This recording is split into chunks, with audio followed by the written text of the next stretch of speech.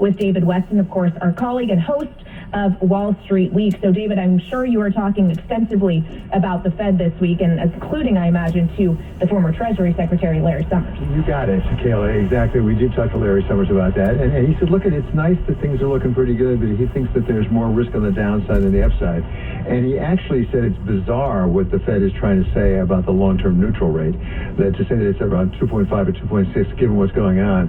And so he thinks they're setting themselves up. And the practical effect of that is, if in fact it's more like, as he said, it starts with a 4, not with a 2, that means that the rates they've got in place right now are not that restrictive, contrary to what Chair Powell said in that news conference where he said, oh no, we're quite restrictive right now.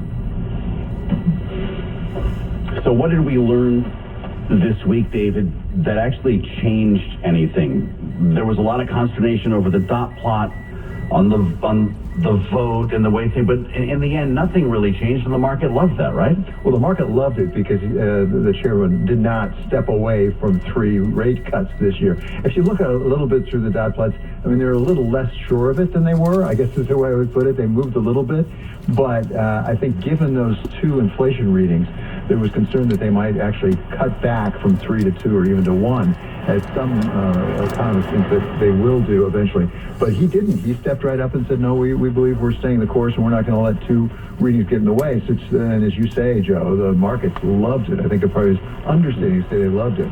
They're off to the races again. I'm not sure how much they will learn. But the Fed is not inclined to vary very much very quickly. They're sort of sticking to their knitting, I would say.